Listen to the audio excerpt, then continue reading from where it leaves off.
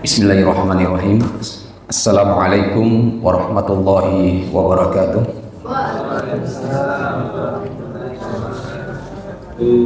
Alhamdulillahi rabbil alamin, wassalatu wassalamu ala asyrafil anbiya'i wal mursalin wa ala alihi wa sahbihi ajma'in, wa ba'd.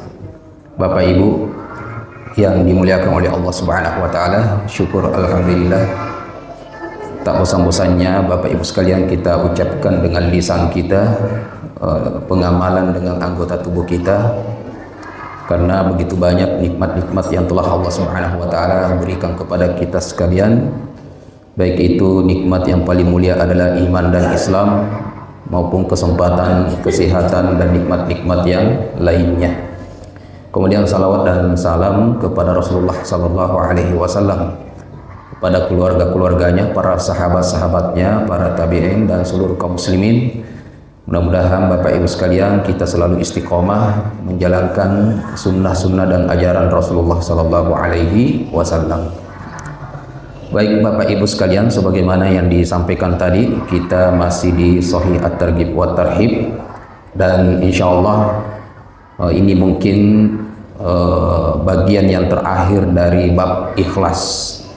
Jadi selama ini Bapak Ibu sekalian, sepanjang beberapa pertemuan tentang Shahih At-Targhib wa Tarhib yang kita pelajari itu masih di bab ikhlas atau Kitabul Ikhlas. Jadi masih satu pembahasan, yaitu pembahasan ikhlas beserta dengan lawannya, yaitu syirik.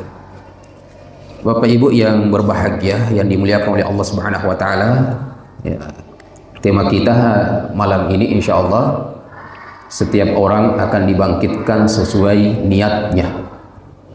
Setiap orang akan dibangkitkan sesuai niatnya. Hadis yang pertama yang akan kita sebutkan dari Aisyah radhiyallahu anha, Rasulullah sallallahu alaihi wasallam bersabda, "Yagzu jaisyun al-Ka'bata fa idza kanu bi baida'a minal ardi yukhsafu bi awwalihim wa akhirihim." Qalat qultu ya Rasulullah kaifa yukhsafu bi awwalihim wa akhirihim wa fihim aswaquhum wa man laysa minhum? Qala yukhsafu bi awwalihim wa akhirihim thumma yub'asuna ala niyatihim. Hadis diriwayatkan oleh Imam Bukhari dan Imam Muslim serta yang lainnya. Bapak Ibu yang dimuliakan oleh Allah Subhanahu wa taala, saya artikan, jadi ada sebuah pasukan yang menyerang Ka'bah. Ada sekelompok pasukan yang ingin menyerang Ka'bah. Ketika mereka sampai di tanah lapang yang sepi antara Mekah dan Madinah, disebut dengan Baida, itu antara Mekah dengan Madinah. Lalu mereka diluluh lantahkan dari awal yang datang sampai yang terakhir datang. Artinya dihancurkan mereka di tempat yang disebut dengan Baida, antara Mekah Madinah. Mereka ini adalah sekelompok yang ingin menyerang apa? Ka'bah. Ya, dihancurkan semua. Maka Aisyah radhiyallahu anha bertanya kepada Rasulullah sallallahu alaihi wasallam, "Ya Rasulullah, kaifa yukhsafu bi awwalihim wa akhirihim wa fihim aswaquhum wa man laysa minhum?" Bagaimana mungkin Allah Subhanahu wa taala menghancurkan mereka secara merata? Bagaimana mungkin mereka diluluh lantahkan mereka dari awal sampai akhir, sedangkan di antara mereka itu ada pedagang dan ada orang-orang yang tidak berniat ingin menyerang Ka'bah. Ya kan, ada suatu tempat misalnya memang sudah ada penduduk di situ. Kemudian ada juga di pinggiran-pinggiran, kalau di tanah Arab itu pinggiran-pinggiran jalan itu banyak penjual, banyak pedagang-pedagang kaki lima kalau bahasa kita. Mereka tidak ingin menyerang Ka'bah. Tetapi satu tempat itu ketika datang orang-orang yang ingin menyerang Ka'bah ini, sekelompok yang ingin menyerang Ka'bah ini, mereka dihancurkan semua secara merata. Ya, baik yang menyerang Ka'bah maupun yang tidak menyerang Ka'bah. Bagaimana bisa seperti itu ya Rasulullah? Qala, maka Rasulullah sallallahu alaihi wasallam mengatakan, yukhsafu bi awwalihim wa akhirihim thumma yub'atsuna ala niyatihim.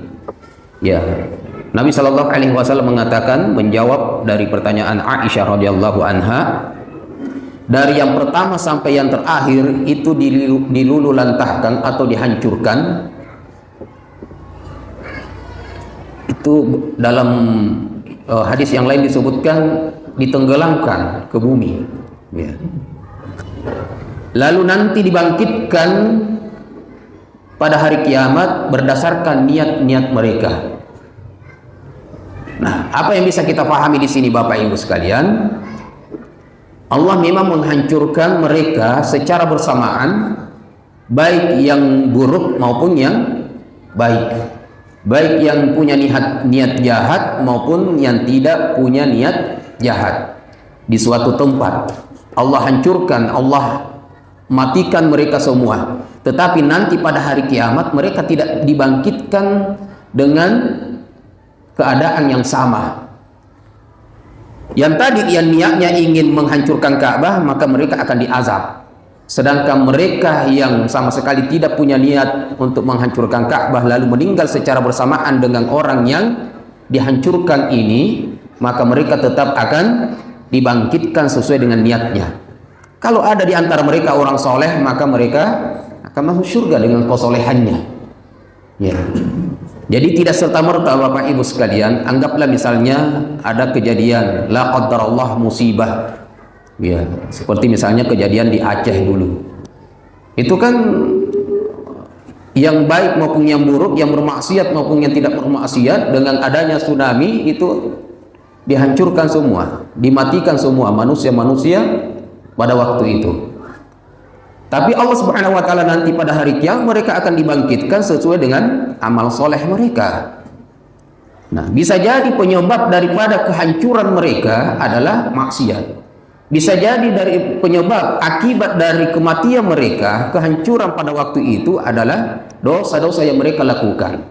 Tapi di antara mereka ada korban yang soleh, ya, dimatikan secara bersamaan, tetapi nanti dibangkitkan sesuai dengan niatnya, sesuai dengan amal soleh yang pernah mereka lakukan. Jadi pendosa tetap akan dibangkitkan dengan dosanya, orang soleh akan dibangkitkan dengan amal kebaikannya, ya. Kemudian hadis berikutnya, Rasulullah Shallallahu Alaihi Wasallam bersabda dari Abu Hurairah radhiyallahu an, Rasulullah Shallallahu Alaihi Wasallam bersabda, innama yub'atsun nasu ala niyatihim, sesungguhnya manusia akan dibangkitkan sesuai dengan niat mereka, ya, sesuai dengan niat mereka. Dalam sahih yang lain, Rasulullah Shallallahu Alaihi Wasallam juga bersabda, innallaha la yanzuru ila ajsamikum. Ini hadis yang sangat populer. Innallaha la yanzuru ila ajsamikum wala ila suwarikum walakin yanzuru ila qulubikum wa a'malikum. Wa asyara Nabi sallallahu alaihi wasallam bi usbu'ihi ila sadrihi. Ya, jadi kata Nabi sallallahu alaihi wasallam, sesungguhnya Allah tidak melihat kepada jasmani kalian. Allah tidak melihat fisik kalian. Allah tidak melihat penampilan kalian. Dan Allah juga tidak melihat kepada bentuk rupa kalian. Walakin akan tetapi Allah melihat kepada hati-hati kalian, niat-niat kalian. Kalau niatnya baik, maka akan dibalas dengan kebaikan. Kalau niatnya buruk, maka juga akan dibalas dengan keburukan, azab Allah Subhanahu wa taala, wal iyad billah. Walakin yanzuru ila qulubikum, dan Nabi sallallahu alaihi wasallam ketika mengatakan ini, itu diletakkan tangannya dan disebutkan satu jarinya ke dadanya, ke dadanya. Artinya Allah melihat hati kita, niat kita Bapak Ibu sekalian, bukan hanya penampilan kita. Karena penampilan itu tidak menentukan baik hatinya, dan penampilan juga tidak menentukan buruknya niatnya. Maka Allah Subhanahu wa taala tidak melihat penampilan itu. Berapa banyak yang penampilannya lebih baik daripada orang baik. Berapa banyak orang yang penampilannya lebih baik daripada orang soleh, tetapi hatinya tidak soleh. Dan berapa banyak orang yang biasa-biasa penampilannya, tapi hatinya sangat luar biasa, soleh. Nah, Bapak Ibu sekalian, maka yang harus kita benahi, yang harus kita perbaiki adalah bukan hanya penampilan. Lebih baik lagi adalah bagus penampilan kita dan juga bagus hati kita. Iya.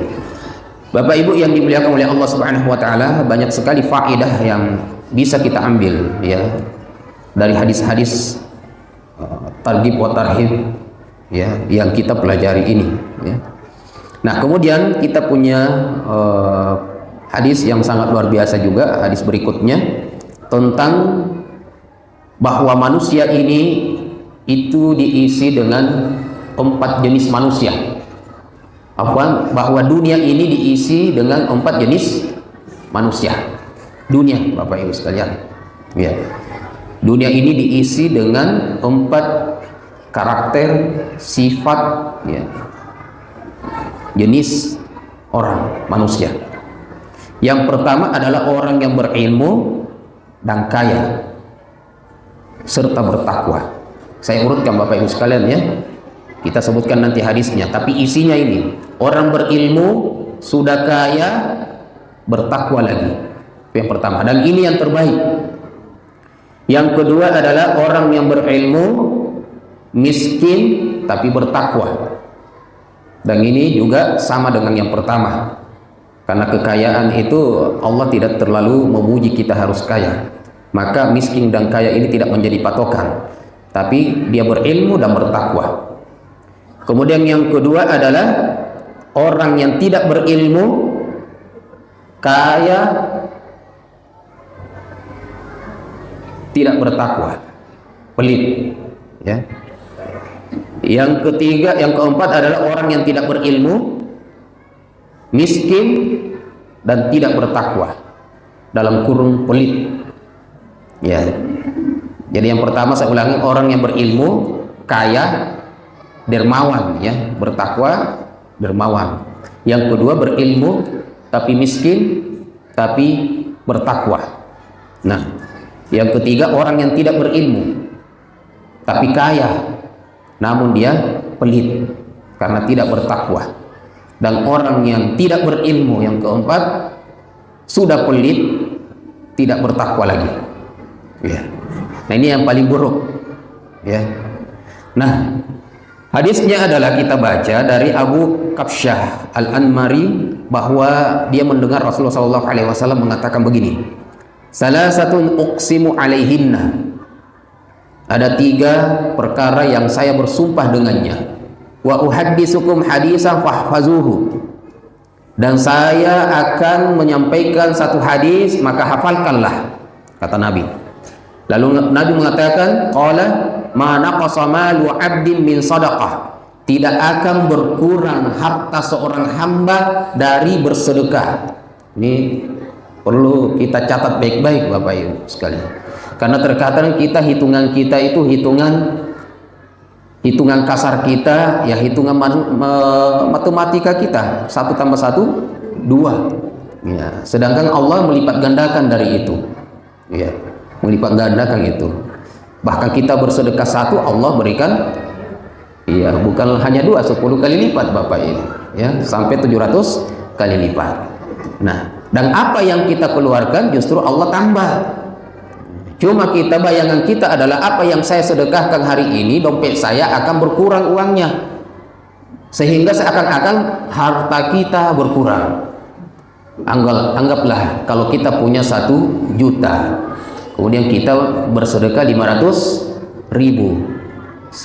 Kasarnya secara fisik kan kita mengatakan berkurang harta saya 500.000. Padahal Bapak Ibu sekalian, hari ini kelihatan berkurang, tapi dari 500.000 itu Allah akan melipat gandakan di hari yang lain, di kemudian waktu, di kemudian hari. Allah akan melipat gandakan yang 500.000 itu, dan tidak akan berkurang sama sekali hartanya. Makanya biasa kita dengar gaji saya misalnya sekian, sekarang dua kali lipat gaji saya tahun ini, tapi hidup saya masih sama dengan tahun yang lalu misalnya, atau bulan yang lalu. Ya. Karena keberkahan itu, artinya Allah tetapkan keberkahan itu, tidak menambah keberkahan itu. Ada orang yang gajinya begitu terus, setiap tahun tidak nambah-nambah. Tetapi apa yang ingin dia beli, apa yang ingin dia rasakan, semuanya bisa dia dapat. Kenapa? Karena Allah memberikan keberkahan. Sedikitnya hartanya tetap dia mampu bersedekah. Ya, sedikitnya hartanya tetap dia mampu menyumbang, berinfak. Makanya Bapak Ibu sekalian, kata Nabi Shallallahu Alaihi Wasallam, tidak akan berkurang harta seorang hamba yang ia sedekahkan. Tidak akan berkurang Bapak Ibu sekalian. Wala zulima 'abdun mazlamatan sabara 'alaiha illa zadahu Allahu izzan. Dan tidaklah seorang hamba yang dizolimi lalu dia bersabar atas kezoliman itu, melainkan Allah akan menambahkan kepadanya kemuliaan. Ini yang kedua. Jadi ada orang yang dizolimi lalu ia bersabar dengan kezoliman yang didapatkan, maka dengan itu dia akan mendapatkan kemuliaan di kemudian hari. Wala fataha abdun baba mas'alatin illa fatahallahu alaihi baba faqrin. Ini yang ketiga. Dan tidaklah seorang hamba membuka pintu, dan tidaklah seorang hamba membuka pintu meminta-minta, kecuali Allah Subhanahu wa taala akan membukakan padanya pintu kefakiran. Artinya kita punya kewajiban apa Bapak Ibu sekalian? Menutup pintu minta-minta. Ya, jangan biarkan ada yang minta-minta. Ya, kalau seperti itu apa yang kita lakukan? Ya, kita bersedekah kalau kita punya kemampuan. Tetangga kita minimal, kalau setiap orang Bapak Ibu sekalian punya inisiatif, setiap orang kaya punya tetangga miskin dan dia berbagi, maka tidak akan ada orang miskin yang meminta-minta. Yang masalahnya adalah yang kaya dia kaya, yang miskin dibiarkan miskin, dan tidak ada yang berbagi. Tidak ada yang berbagi. Ya. Dan kita kan walaupun ada basis dan seterusnya, tapi kan mereka tidak minta ke rumah kita, tidak minta ke orang kaya untuk dikeluarkan zakatnya. Sehingga mungkin kalau saya sendiri melihat banyak orang kaya itu sama sekali tidak mengeluarkan zakat, atau mereka mengeluarkan zakat tapi tidak sesuai dengan takaran-takaran yang seharusnya dia keluarkan. Ya. Nah, justru pajak yang sangat apa? Yang sangat dipedulikan. Wah, ini pajak ke tanggal sekian, bayar lagi pajak. Ingat itu kalau pajak, tapi zakat nggak diingat.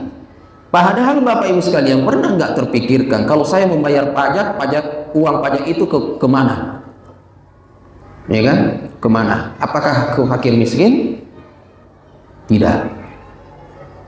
Kalau sedekah zakat kita kemana Bapak Ibu? Apakah ke infrastruktur? Ke negara?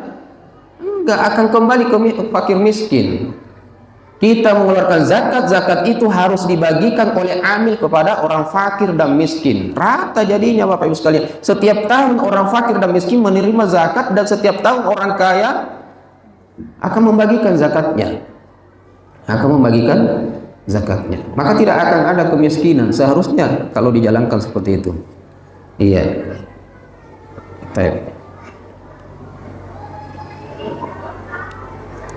Saya lanjutkan Bapak Ibu sekalian. Jadi tidaklah seorang hamba membuka pintu meminta-minta, kecuali Allah juga akan membuka baginya pintu kefakiran. Wa uhadditsukum hadisan fahfazuhu. Lalu Nabi mengatakan, dan saya akan menyampaikan suatu hadis, hafalkan hadis ini. Nah, ini yang keempat. Yang keempat tipe orang yang saya sebutkan di awal. Innamad dunya li arba'ati nafarin. Sesungguhnya dunia ini diisi oleh 4 jenis orang. Yang pertama kata Rasulullah, abdun razaqahullahu malan wa ilma fahuwa yattaqi fihi rabbahu. Seorang hamba Allah yang Allah Subhanahu wa taala karuniai kepadanya harta dan ilmu, lalu ia bertakwa kepada Allah Subhanahu wa taala melalui ilmu dan hartanya, wa yasilu fihi rahimahu, dan dia mempererat hubungan silaturahimnya, wa ya'lamu lillahi fihi haqqan, dan dia mengetahui hak-hak Allah Subhanahu wa taala, fa hadza afdalul manazil, dan ini adalah merupakan keadaan manzilah, kedudukan yang paling mulia.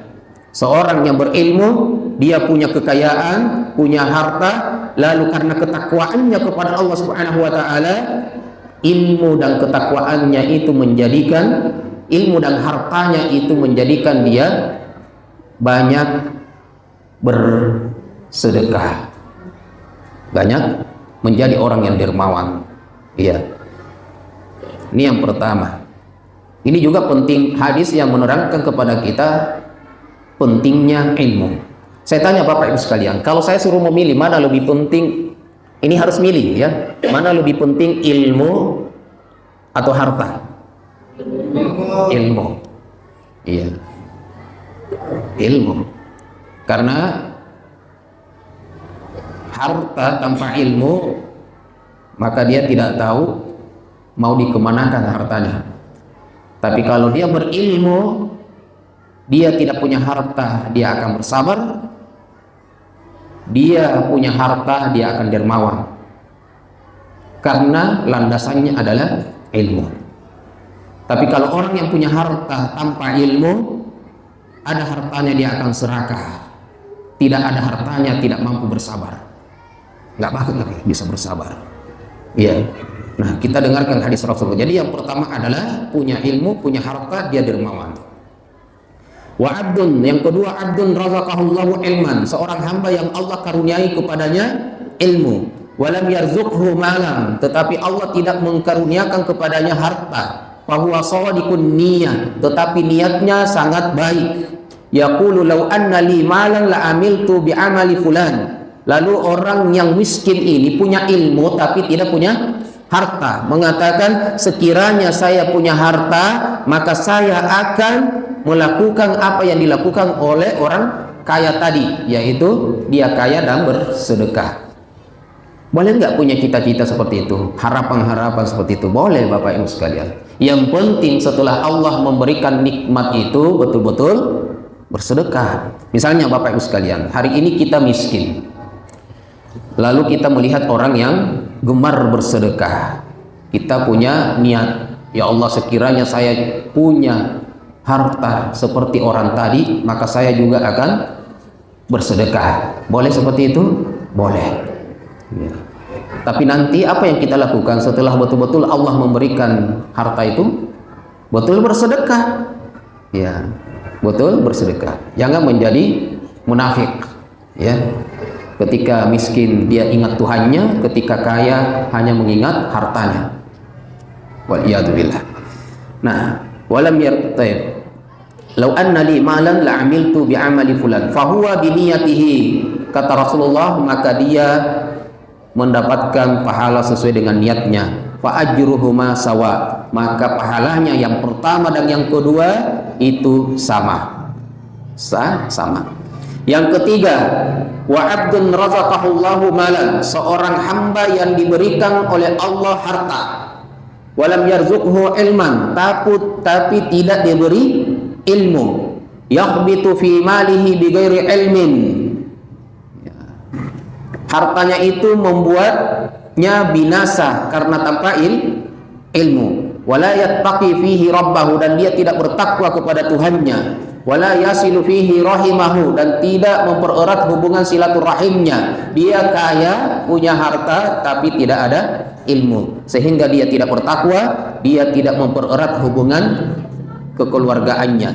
Wala ya'lamu lillahi fihi haqqan, dia tidak mengetahui hak-hak Allah Subhanahu wa taala, wal iyad billah. Fa hadza bi ahbathil manazil, dan orang seperti ini adalah seburuk-buruk orang kedudukan. Yang terakhir, wa 'abdun lam yarzuqhullahu malan, seorang hamba yang Allah tidak berikan kepadanya harta, wala ilman, tidak juga ilmu, wa huwa yaqulu, lalu ia mengatakan, lau anna li malan la amiltu fihi bi amali fulan, sekiranya saya juga punya harta, saya juga tidak akan bersedekah seperti yang dilakukan oleh yang ketiga tadi. Punya harta pelit, seandainya saya punya harta saya juga pelit, nggak mau nggak bagi-bagi. Orang saya yang usahakan, saya yang capek katanya. Ya. Maka dia ini karena tidak ada ilmu, ya, karena tidak ada ilmu. Nah dia bercita-cita seperti itu. Ada nggak tipe-tipe empat ini? Ada. Sampai tipe yang keempat juga banyak. Ya. Ya. Sudah tidak ada ilmunya, tidak ada hartanya, baru niatnya, pikirannya jahat lagi. Iya. Fahuwa biniyatihi, maka dia mendapatkan dosa sesuai dengan niatnya. Wa wizruhuma sawa, maka balasannya yang ketiga dan yang keempat dosanya sama. Iya. Nah, ini memotivasi kita Bapak Ibu sekalian ya, dan juga ancaman kalau kita tidak beramal soleh. Dan hadis yang lain yang dilafazkan dari Ibnu Majah, Rasulullah sallallahu alaihi wasallam bersabda, masalu hazihil ummati kamasali arba'ati nafarin, perumpamaan umat ini itu seperti pada 4 jenis orang. Rajulun atahu Allahu malan wa ilma fa huwa ya'malu bi ilmihi wa fi malihi yunfiquhu fi haqqihi. Sama yang tadi ya, saya tidak usah lanjutkan, sama hadisnya. Baik. Nah, hadis berikutnya adalah hadis tentang bahwa kebaikan-kebaikan dan keburukan-keburukan itu sudah menjadi ketetapan Allah. Jadi Allah, Bapak Ibu sekalian, menetapkan, sudah mencatat ya, di dunia ini adanya kebaikan, ada keburukan. Dan nanti juga di akhirat Allah sudah memberikan tempatnya. Siapa yang memilih kebaikan dan siapa yang memilih keburukan, masing-masing juga sudah Allah persiapkan tempatnya. Iya. Allah Subhanahu wa ta'ala, Rasulullah sallallahu alaihi wasallam bersabda, innallaha katabal hasanati was sayyiat. Ya, sesungguhnya Allah Subhanahu wa ta'ala telah memutuskan, menetapkan kebaikan-kebaikan dan keburukan-keburukan. Tsumma bayyana dzalika fi kitabih. Lalu Allah Subhanahu wa ta'ala menerangkan itu dalam kitabnya. Faman hamma bihasanatin falam ya'malha katabahallahu indahu hasanatan kamilah. Ini pentingnya niat Bapak Ibu sekalian ya. Ini pentingnya berniat yang baik. Seperti yang kita sebutkan tadi ya, orang miskin tapi punya niat yang baik, ternyata dia mendapatkan dipuji oleh Allah Subhanahu wa ta'ala dan mendapatkan kebaikan yang sama dengan orang yang bersedekah. Dia belum bersedekah, enggak bersedekah dia, cuma dia berniat sekiranya dia punya harta dia juga akan bersedekah. Dan dikatakan oleh Nabi Shallallahu Alaihi Wasallam, orang yang kedua ini sama dengan yang pertama. Iya, ini pentingnya berniat yang baik. Ya. Faman hamma bihasanatin falam ya'malha, dan barang siapa yang berniat melakukan kebaikan, falam ya'malha, lalu ia belum melakukannya, berniat yang baik tapi belum melakukan, katabahallahu indahu hasanah kamilah, Allah sudah mencatat untuknya satu kebaikan. Jadi keadilan Allah dengan keadilan manusia itu berbeda Bapak Ibu sekalian. Seadil-adilnya kita itu adalah orang sudah berbuat baru kita balas. Kalau Allah tidak, Anda baru berniat, Allah sudah balas satu kebaikan. Wa in hamma biha fa'amilaha, dan kalau dia berniat yang baik lalu dia kerjakan kebaikan itu, katabahallahu indahu asyara hasanat, maka Allah lipat gandakan 10 kali lipat, ila sab'i mi'ati di'fin, sampai 700 kali lipat. Jadi kalau dia paham di sini Bapak Ibu sekalian, jadi kalau ada orang yang berniat melakukan kebaikan, anggaplah ingin sholat tahajud sebentar malam, saya tidur terbangun nanti ingin sholat tahajud, itu niat yang baik ya. Betul-betul ikhlas ingin melakukannya, bukan main-main. bukan hanya sekedar ngomong, tapi memang ingin sholat Bapak Ibu sekalian, baru niatnya itu sudah dicatat pahala oleh Allah Subhanahu wa Ta'ala. Ya, baru niatnya sudah dicatat pahala. Fa in amila, kalau dia kerjakan, betul dia kerjakan, maka pahala yang tadi itu dilipat gandakan 10 kali lipat. Dilipat gandakan menjadi 10 kali lipat sampai 700 kali lipat. Bahasa kita mungkin kalau kita mau membawa ke pekerjaan misalnya gaji, ada orang yang baik, masya Allah, baru dia berniat ingin melakukan satu kebaikan di pekerjaan dia, pimpinannya sudah menggaji, ya, 1 kali gaji 1 bulan misalnya. Ya. Setelah betul-betul dia kerjakan, maka pimpinannya memberi 10 kali lipat gajinya. Bukan luar biasa. Dan itu tidak ada mungkin kita manusia yang melakukan seperti itu.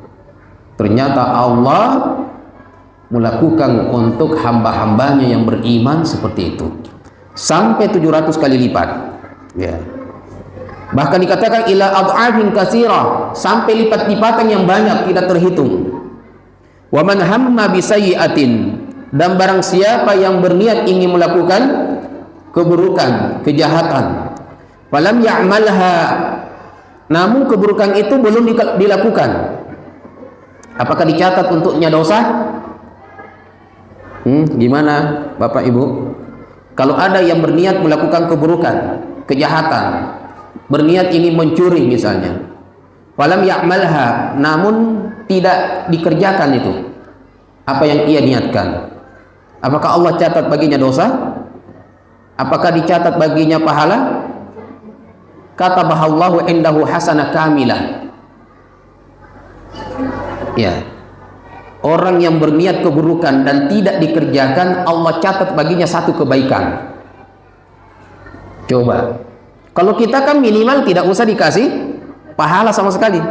Kalau Allah tidak, dicatat baginya 1 kebaikan karena tidak jadi mengerjakan.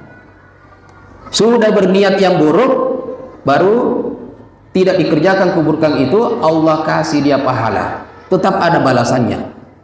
Nah, baik.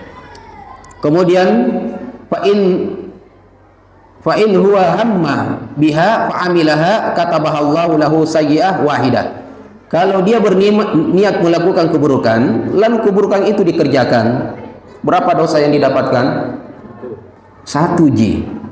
Dia hanya mendapatkan 1 dosa. Ya, 1 dosa. Tidak dilipat gandakan 10 kali lipat. Jadi seorang mukmin Bapak Ibu sekalian, kalau dia menjaga ibadahnya dengan baik, kewajiban-kewajibannya kepada Allah dengan baik, sunnah-sunnahnya dijalankan, sedikit sekali melakukan keburukan, karena manusia tidak luput daripada dosa. Bapak Ibu sekalian, setiap hari kita melakukan dosa, tapi minimal tidak ada dosa yang dilakukan secara sengaja. Kalaupun ada dosa, itu adalah dosa yang lewat tiba-tiba, ya Allah, dosa tadi kenapa saya lakukan, artinya nggak ada kesengajaan. Minimal apa yang kita lakukan seperti itu sudah dijamin Bapak Ibu masuk surga insya Allah. Iya, karena setiap amal kebaikan yang dilakukan Allah lipat gandakan, sedangkan dosa tidak dilipat gandakan. Ya. Tetapi kita tetap terus memperbaiki kualitas ibadah kita. Kenapa? Karena kita juga tidak mengetahui apakah amal ibadah saya betul diterima atau tidak. Iya kan Bapak Ibu sekalian? Kita sholat maghrib tadi, Bapak Ibu sudah yakin akan diterima? Kita belum punya keyakinan itu. Itu hal yang gaib bagi kita. Tetapi kita berusaha. Kita terus berusaha memperbaiki kualitas ibadah kita kepada Allah Subhanahu wa Ta'ala. Bapak Ibu yang dimuliakan oleh Allah Subhanahu wa Ta'ala,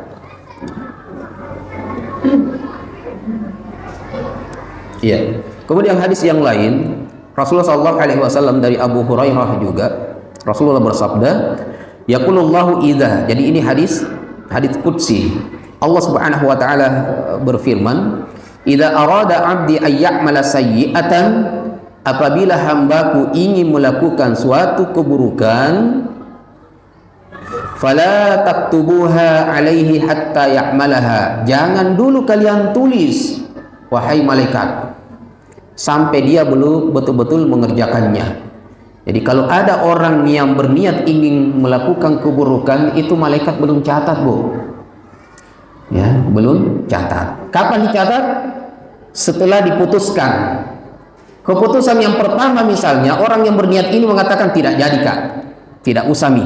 Ada yang berniat ingin mencuri. Setelah itu 1 jam, 2 jam, kemudian dia putuskan tidak jadi mencuri. Maka pada saat sudah dia putuskan, dia mendapatkan 1 pahala. Atau dia putuskan pergi sampai betul-betul dia mencuri, baru Allah memberikan, dicatatkan kepadanya dosa. Fa in amilaha faktubuha bimisliha. Kalau dia lakukan dosa itu, maka tulislah yang sama, yang setimpal dengan perbuatannya. Wa in tarakaha min ajli. Kalau dia meninggalkan karenaku, faktubuha lahu hasanah. Maka tulislah untuknya 1 kebaikan. Ya, kalau dia tinggalkan dosa itu. Wa in arada ay ya'mala hasanatan falam ya'malha. Apabila hambaku ingin melakukan suatu kebaikan dan belum dikerjakan, faktubuha lahu hasanah. Tulis memang 1. Jadi kalau kebaikan belum dikerjakan, itu Allah sudah menyuruh malaikat untuk menulisnya 1. Jadi perbanyak memang Bapak Ibu sekalian berniat yang baik-baik. Ya. Biasakan. Nah, ini harus dibiasakan Bapak Ibu sekalian. Karena niat ini kita tidak sekedar berniat. Bapak Ibu sekalian, kalau kita membiasakan sama-sama Bapak Ibu sekalian, kita sama-sama membiasakan hal-hal yang kecil saja. Yang kecil juga kan baik. Ya. Yang kecil juga baik. Saya bersedekah walaupun kecil. Saya mau sholat tahajud walaupun 2 rakaat. Saya mau sholat malam walaupun witirnya saja. Saya mau sholat duha walaupun 2 rakaat saja. Saya dan seterusnya mengaji walaupun 1 baris saja misalnya. Ada kebaikan-kebaikan walaupun sedikit, namun terus menerus yang kita lakukan. Ada saatnya mungkin kita lupa, tapi kita sudah punya niat bahwa saya harus istiqomah setiap hari. Dari niat itu insya Allah kita akan tercatat setiap hari memiliki 1 kebaikan sebelum melakukannya. Dan kalau sudah dilakukan, Allah akan melipat gandakan 10 kali lipat. Ya. Wa in amilaha faktubuha lahu bi asyri amsalha ila 700 di'fin. Kalau dia kerjakan, maka tulislah pahala baginya 10 kali lipat sampai 700 kali lipat. Baik.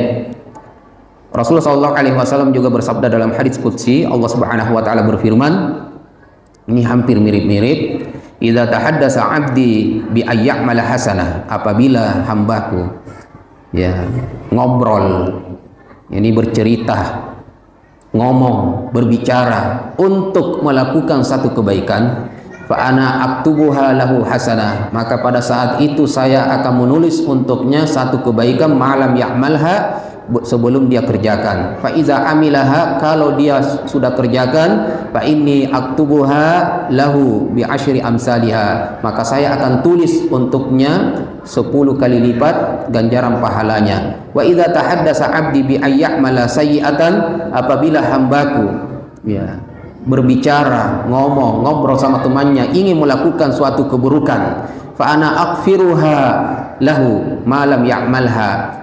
Selama dia belum kerjakan keburukan itu, saya ampuni dosa niatnya itu.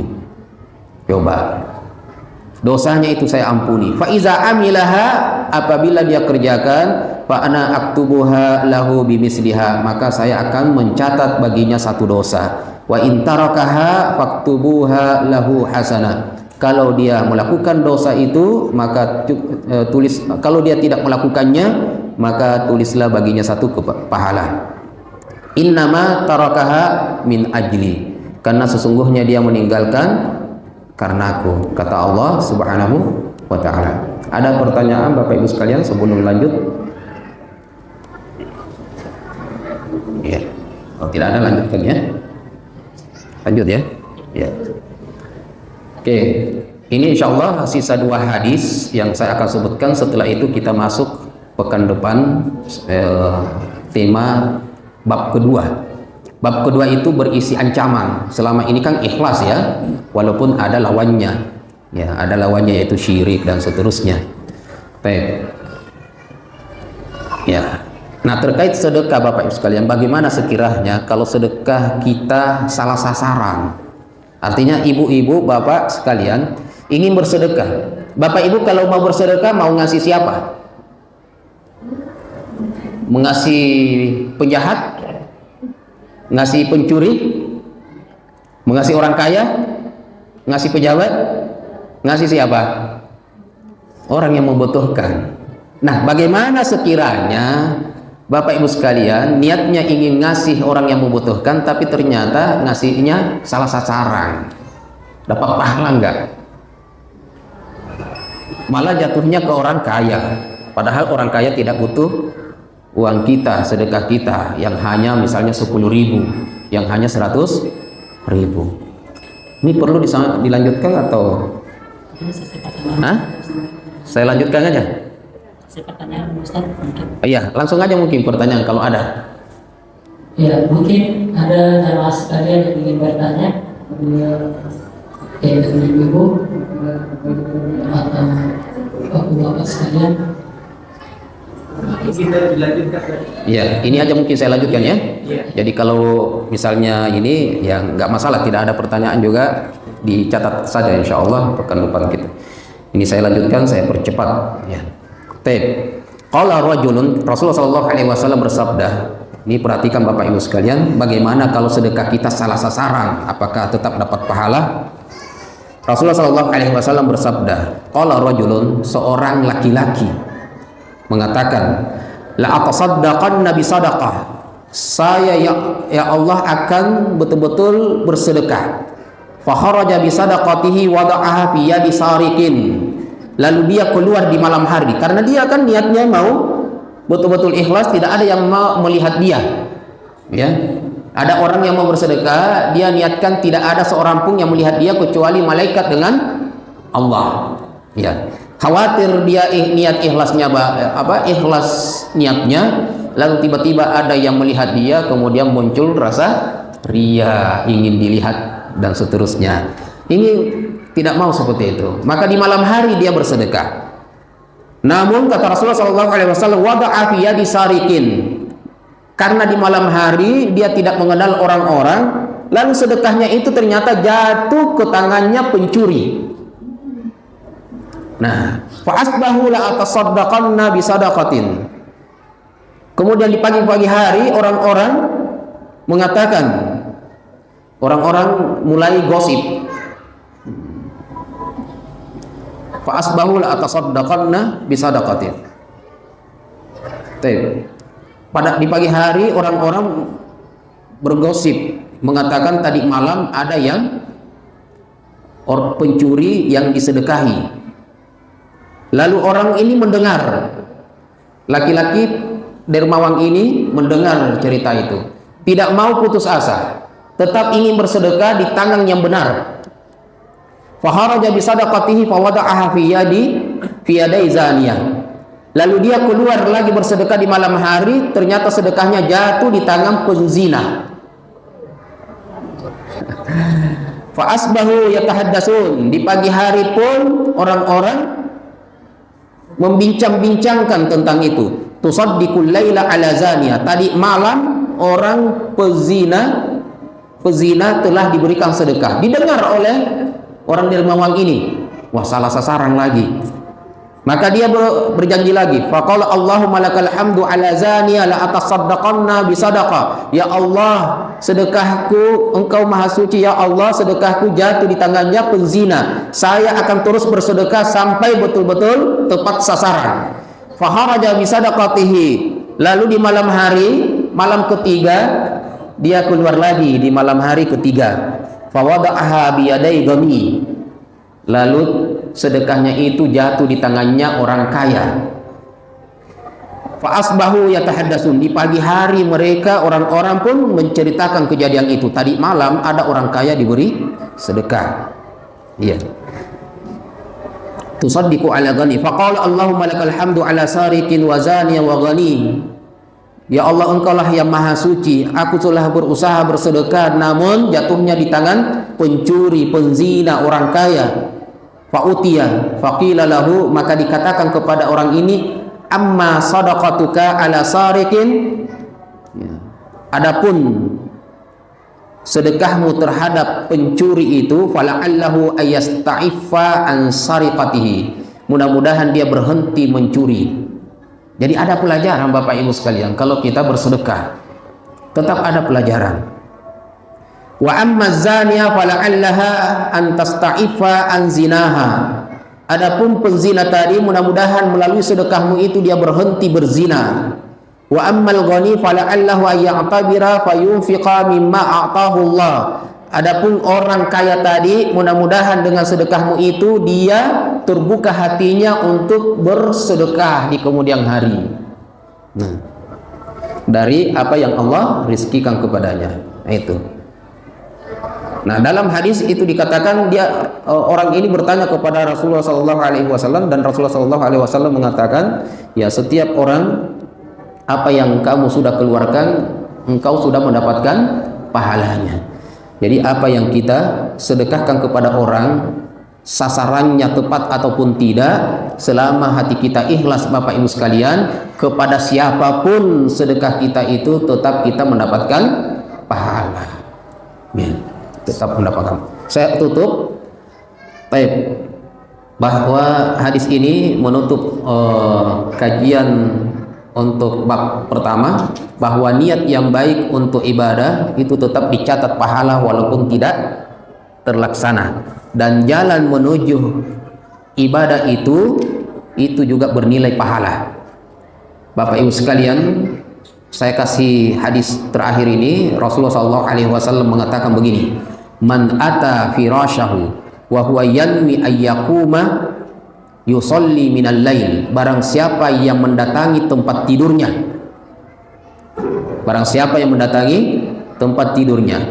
sedangkan dia berniat bangun untuk sholat malam, dia mau tidur berniat ingin sholat malam, faghalabathu ainahu hatta asbahat, lalu dia tertidur sampai pagi,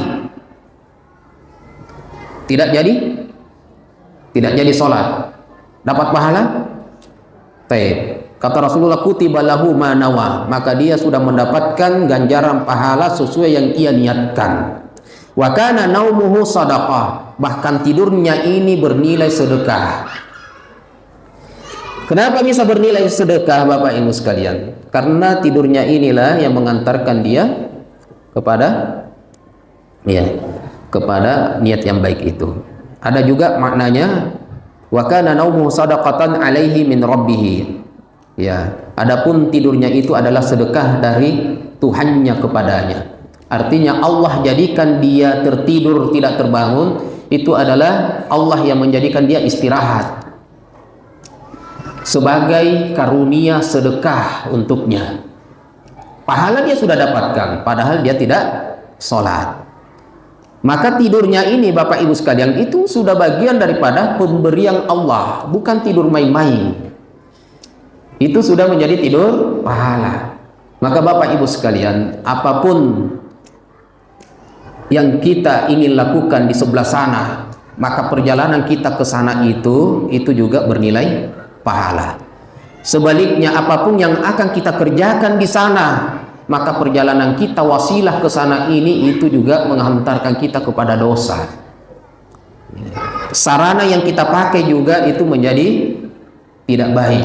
Anggaplah misalnya, saya kasih contoh Bapak Ibu sekalian, kalau ada orang di suatu tempat ingin berzina, dari rumahnya dia berniat ingin berzina di tempat itu, ya, maka apapun fasilitas yang dipakai itu menjadi haram baginya, walaupun hukum asalnya halal. Begitu juga dengan siapa yang mengatakan motor itu, naik motor kemudian menjadi sebuah ibadah, menjadi dosa bagi dia. Tetapi tergantung daripada niatnya. Orang tidur, siapa yang mengatakan kalau saya tidur akan mendapatkan pahala? Tidur ini bukan, hukum asalnya adalah hal kebiasaan sehari-hari, bukan ibadah. Tidak ada mengatakan kalau Anda tidur 2 jam pahalanya sekian. Kalau tidak tidur dosanya sekian, nggak ada itu.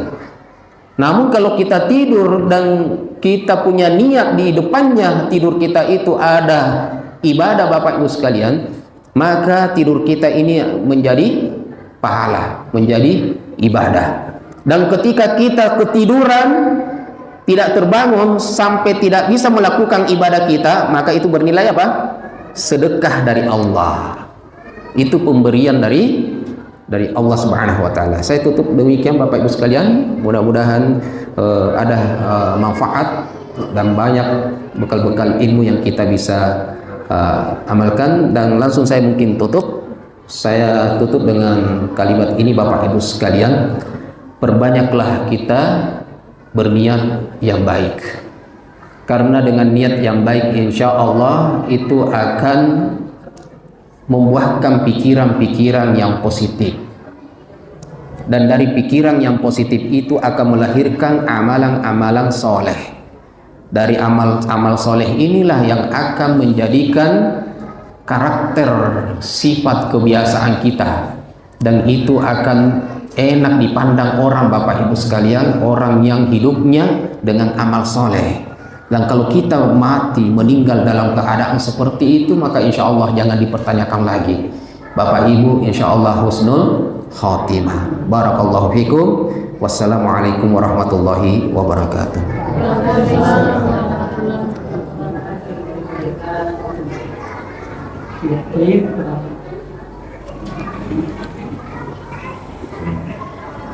Ya, baik. Demikianlah kajian kita pada kesempatan kali ini. Syukur kasih musawat. Barakallahu fikum. Wabillahi taufiq wal hidayah. Wassalamualaikum warahmatullahi wabarakatuh. Assalamualaikum warahmatullahi wabarakatuh.